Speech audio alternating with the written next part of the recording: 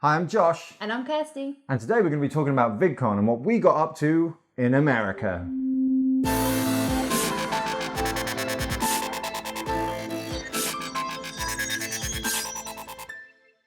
VidCon is a YouTube convention that takes place in Anaheim every year. It was started 7 years ago by John and Hank Green, who you may know better as the Vlogbrothers. So it started off really small, but now there's 25,000 people there, and it's split up between industry, creators, and just general fans and community members of YouTube.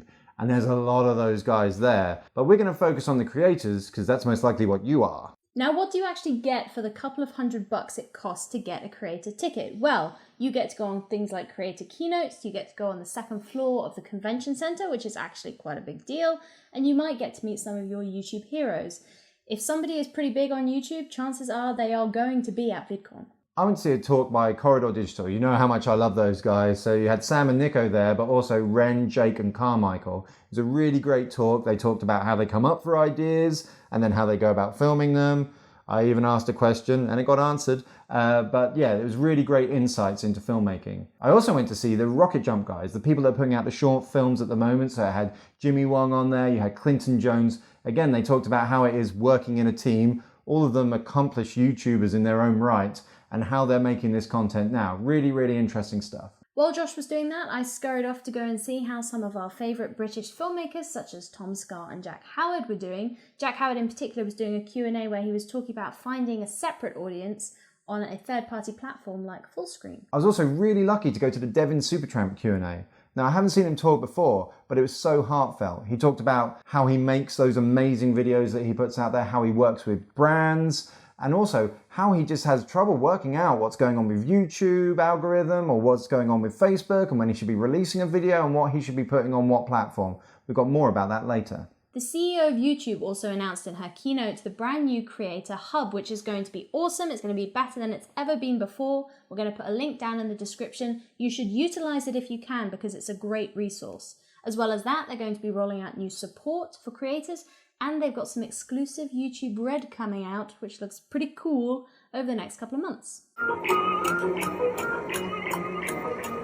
You weren't at VidCon, so here are our top tips. Your YouTube channel is really important. In fact, you're probably going to get more subs from people clicking on the subscribe button on your channel than when they're on your videos. In fact, the YouTube algorithm is always focusing people towards your channel rather than individual videos.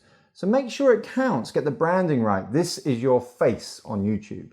You really want to be showing your best videos on the front of your channel because that's what's going to pull people in. Now, you may think that your most popular videos are actually the ones with the most views, but that's not quite true. You want to work out exactly how many subscribers that video has pulled in comparison to the number of views that it has. The way you can work this out is by looking at how many views that one video has and then dividing it by the number of subscribers that one video has brought in. The lower the number you end up with, the better. It's worth remembering that watch time is far more important than views alone. So what does watch time mean? It's not just when they watch that one video of yours and they watch the whole thing. It's whether they carry on and watch another one of your videos or even someone else's video. So it's about them starting that session with your video and carrying on for a really long amount of time. That's what the algorithm is looking for rather than just views alone. You might want to be sharing your content on other platforms like Facebook, for instance, but one thing you need to bear in mind is that Facebook is now starting to reward Facebook video over YouTube video. So if you post a YouTube link on your Facebook wall, for example, it's not going to show up. I think it's something like 0.01% of the people who like your channel will actually see that YouTube link. A good thing to do is to re-upload your video to Facebook, or even better, to create native content specifically for the Facebook platform, which is square and maybe a bit shorter form. Facebook rewards consistency and a lot of content. There were people at VidCon talking about 12 posts a day, whether that's video or images or whatever, being the minimum you should be doing to Facebook. Some of them were talking about doing 60 a day to get the algorithm to pick up their stuff. Crazy. There are good days and bad days to upload to YouTube. Now, last year they said that Tuesday was a really good day to be uploading content consistently to YouTube. This year they're saying that Monday, Tuesday and Wednesday are actually really bad days and that you should be focusing on Thursday, Friday, Saturday. So you may have noticed this episode has come out on a Thursday this week and we'll be doing in all future episodes. Until they change the algorithm. It's really important to remember that the first 24 to 48 hours of your video's life on YouTube are the most important. So get your stuff together and launch it all at the same time across all the social media and get people viewing it in that time frame, because that means that your video is going to be more successful over its lifetime. The YouTube algorithm is really, really smart. And if you start messing up any of this stuff, you don't release consistently at the same time, maybe the same day, or you don't promote your videos enough so they don't get those views in the first 24 to 48 hours, it will recognize it and it will downgrade your content so people don't find it as often, and you're going to have to earn that trust back. So take note and do it right. We've only scratched the surface of VidCon here. We haven't talked at all about the exhibition floor where you've got hundreds of companies, including Canon and Adobe, showing off all the different types of products they make for creators of all different skill levels. The really awesome thing is that if you didn't manage to make it to VidCon this year, they're actually bringing it to Europe and Australia, so everybody has the chance to attend an awesome YouTube convention.